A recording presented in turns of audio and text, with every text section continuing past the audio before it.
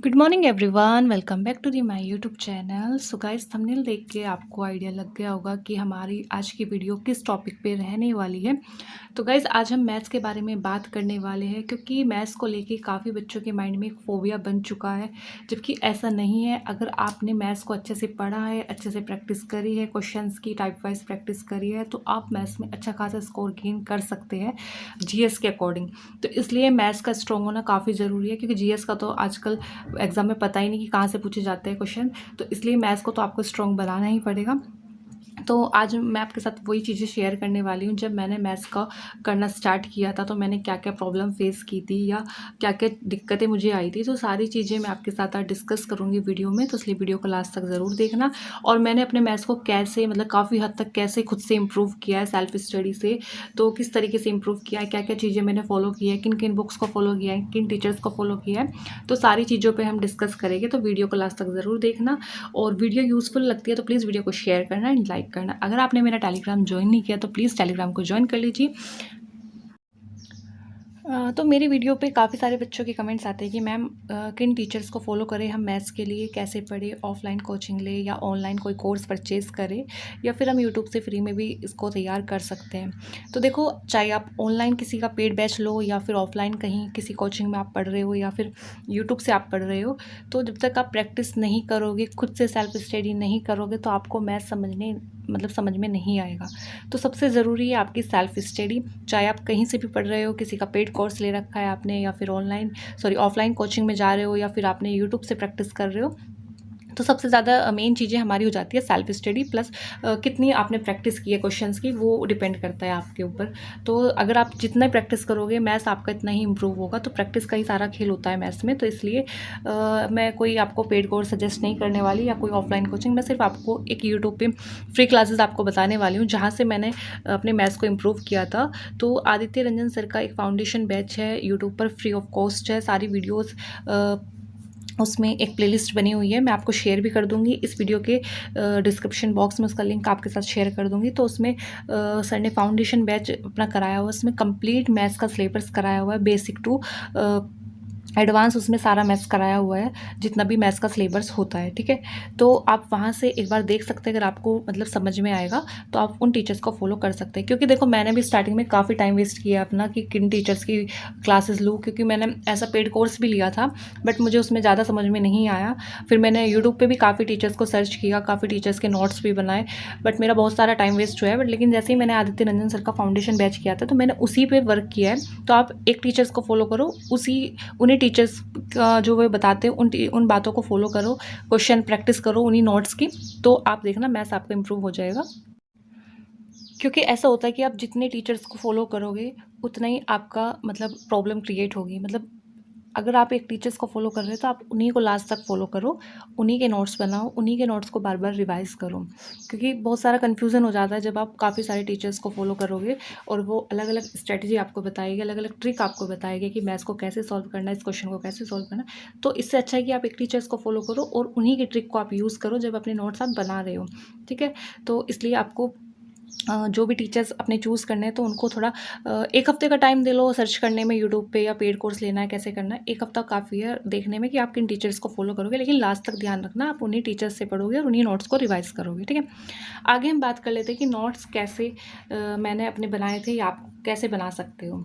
तो देखो, जब आप मैथ्स के नोट्स बनाने बैठो तो सबसे पहले आप जो फर्स्ट पेपर होता है उसमें अपना सिलेबस नोट डाउन कर लो, और जिस एग्ज़ाम की आप तैयारी कर रहे हो उसमें आपको पता होना चाहिए कि किस टॉपिक से आपके क्वेश्चन पूछे जाते हैं। क्योंकि ऐसा होता है कि किसी एग्ज़ाम में कोई टॉपिक इंपॉर्टेंट होता है, किसी एग्ज़ाम में कोई टॉपिक नहीं आता है। तो वो चीज़ें आपके माइंड में होनी चाहिए कि हम जिस एग्ज़ाम की तैयारी कर रहे हैं उसमें किन किन टॉपिक्स को पूछा जाता है, ठीक है।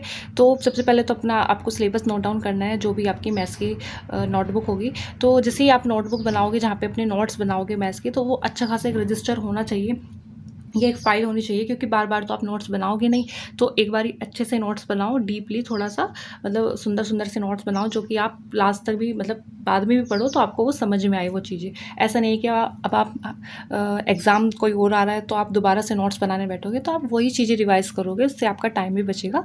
तो ऐसे आप नोट्स बनाओगे, और नोट्स जैसे बनाओगे आप, चैप्टर जैसे आपका स्टार्ट होता है उसका थोड़ा बेसिक कॉन्सेप्ट होते हैं वो स्टार्टिंग में लिखोगे। फिर आपको टाइप वाइज बनाने हैं नोट्स अपने, मतलब जो क्वेश्चन आप नोट डाउन करोगे उनको टाइप वाइज नोट करके तब आपको बनाने हैं। तो इससे क्या होगा, जब आप प्रैक्टिस करने बैठोगे तो आपको आइडिया रहेगा कि ये वाला टाइप मेरा हो गया है, ये नहीं हुआ है, ऐसे हो गया है। तो नोट्स का मैंने आपको बता दिया है। नेक्स्ट क्वेश्चन है, क्वेश्चन की प्रैक्टिस कहाँ से की थी मैंने, या मैं कहाँ से करती हूँ अभी भी। तो देखो, मैं यूट्यूब पे जो ऑनलाइन प्रैक्टिस सेट चलते हैं मैं उनको नहीं करती हूँ, ना ही मैं किसी टीचर्स को फॉलो करती हूँ। बस मैंने नोट्स बनाए थे आदित्य रंजन सर को, मैं उन्हीं के नोट्स को बार बार रिवाइज़ करती हूँ। बाकी प्रैक्टिस के लिए आप कोई भी बुक ले सकते हो, RS अग्रवाल की ले सकते हो, कोई भी किसी भी टीचर्स को जो भी आपको पसंद आए उनकी एक बुक लेनी है। लेकिन क्वेश्चन की प्रैक्टिस आपको करनी बुक से ही है, क्योंकि आप बुक से प्रैक्टिस करोगे तभी आपकी कमांड बनेगी क्वेश्चन पे कि आपका कितना टाइम आपका उस क्वेश्चन में जा रहा है या कितना टाइम आपने यहाँ पे बचाया है। तो कोशिश करना कि क्वेश्चन की प्रैक्टिस हमेशा आप बुक से ही करो, ठीक है। तो नेक्स्ट क्वेश्चन है हमारा कि रिवीजन कितनी बार करना होता है, या मैं कितनी बार करती हूँ। तो देखो, एक होता है जैसे हम डेली हमने कुछ पढ़ा मैथ्स में, जैसे हमने एक मान लो परसेंटेज के हमने 3-4 क्वेश्चन किए। तो ऐसा है कि शाम को जब आपका कंप्लीट सारा सिलेबस, आप पूरा दिन का जो टारगेट लिया था वो कंप्लीट हो जाए, उससे पहले आपको अपना जो मैथ्स में आपने पढ़ा था वो प्रैक्टिस मतलब एक बार रिवीजन करके रख लेना है। फिर जब आप नेक्स्ट डे कुछ नया पढ़ोगे फिर वे क्वेश्चन आपको दोबारा से प्रैक्टिस करने हैं। तो ऐसे आपका 2 बार रिवीजन यहाँ पे हो जाएगा। फिर एक आपको वीकली रिवीजन करना है, क्योंकि संडे आपको कुछ नया नहीं पढ़ना है, जो पीछे आपने पूरे वीक आपने पढ़ा है उसी की आपको रिवीजन करना है, ठीक है। तो तीसरा रिवीजन आपका यहाँ पे हो जाएगा। फिर चौथा रिवीजन आपका मंथली होना चाहिए, जो भी आपने पूरे महीने में जो भी चैप्टर आपने पढ़ा है, परसेंटेज पढ़ा है, प्रॉफिट एंड लॉस पढ़ा है, कोई सा भी पढ़ा है, उसके सारे क्वेश्चन आपको प्रैक्टिस करने हैं मंथली। तो आपका 4 रिवीजन हो जाएगा यहाँ, और 4 रिवीजन मायने रखता है मैथ्स में। अगर आप एक चैप्टर को दे रहे हो तो काफ़ी बार आपका एक रिवीजन हो गया एक चैप्टर का, तो इस तरह से आपकी चीज़ें माइंड में भी रहेगी, ठीक है। अब जब आप रिवीजन करने बैठो, जो क्वेश्चन आपसे इजीली हो रहा है उसको तो आप करोगे ही, लेकिन जो टाइम ले रहा है उसको टिक मार्क आपको करते चलना है। जैसे ही आप दोबारा से उस पर रिवीजन करने आओगे नेक्स्ट डे या वीकली या मंथली, तो जो आपने क्वेश्चन टिक किया था उस पर थोड़ा एक्स्ट्रा टाइम आपको देना है, जिससे आपका क्वेश्चन नेक्स्ट टाइम ये गलत ना हो। तो रिवीजन का मैंने आपको बता दिया है कैसे करना है, वो आप पे डिपेंड करता है, आपको डेली करना है, वीकली करना है, मंथली करना है। तो जैसे भी आपको सूटेबल हो आप ऐसे कर सकते हो। नेक्स्ट क्वेश्चन है हमारा कि लास्ट टाइम पे मैथ्स का रिवीजन मैं कैसे करती हूँ। जैसे एग्जाम आने वाला होता है कोई भी, तो लास्ट टाइम पे हम मैथ्स का कैसे रिवीजन करें। तो लास्ट टाइम पे जो चीज़ें आपने टिक मार्क की थी, जिन क्वेश्चन में आपको टाइम जा रहा था, जो क्वेश्चन आप रिविजन के टाइम पे टिक मार्क करके आए थे, उन पे एक्स्ट्रा टाइम आपको देना है, एक्स्ट्रा फोकस करना है। लास्ट टाइम पे उन्हीं को बार बार रिविजन करना है, प्रैक्टिस करनी है उन्हीं क्वेश्चंस की, क्योंकि जो क्वेश्चन आपको आते हैं वो तो आप इजीली कर ही लोगे, टाइम भी बच जाएगा आपका। बट जो आप पे नहीं आता है, जिसमें आपको टाइम लग रहा है, तो उन क्वेश्चंस पे थोड़ा एक्स्ट्रा फोकस आपको करना है। लास्ट टाइम पे उन्हीं का बार बार रिविजन करना है, बार बार प्रैक्टिस करनी है। तो इससे क्या होगा ना, आपके क्वेश्चन पे अच्छी कमांड बन जाएगी, ठीक है।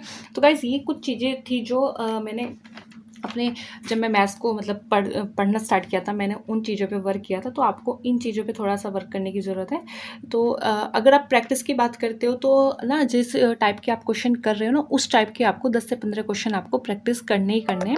इससे क्या होगा, इससे आपका मतलब पता लगेगा आपको, क्योंकि बुक्स में क्वेश्चन घुमा घुमा के पूछे जाते हैं कि टाइप वाइज भी ना, ऐसे नहीं कि आपको एक टाइप के सेम मिल जाएंगे, थोड़ी लैंग्वेज को इधर उधर कर दिया जाता है। तो इससे आपका थोड़ा सा पता लगेगा कि आपको अगर लैंग्वेज थोड़ा सा घुमा के पूछता है एग्जामिनर, तो आपको कैसे क्वेश्चन को हैंडल करना है, कैसे आपको उसको सॉल्व करना है कम टाइम में। तो प्रैक्टिस सबसे ज़्यादा मायने रखती है मैथ्स के लिए। तो मैं आपको वही कहना चाहूँगी, चाहे आप ऑनलाइन पढ़ रहे हो या ऑफलाइन कोचिंग जा रहे हो या यूट्यूब से पढ़ रहे हो, फ्री क्लासेस ले रहे हो, सबसे ज़रूरी है आपकी प्रैक्टिस, सेल्फ स्टडी। तो आपको जितना आप मैथ्स में प्रैक्टिस करोगे उतना आपके लिए अच्छा रहेगा। और प्रैक्टिस हमेशा बुक से करो, चाहे स्टार्टिंग में 2-3 क्वेश्चन करो, 4 क्वेश्चन करो, 5 क्वेश्चन करो, जितना आपका टाइम है उतना कर सकते हो आप, लेकिन क्वेश्चन हमेशा बुक से प्रैक्टिस करो। तो गाइस, वीडियो कैसे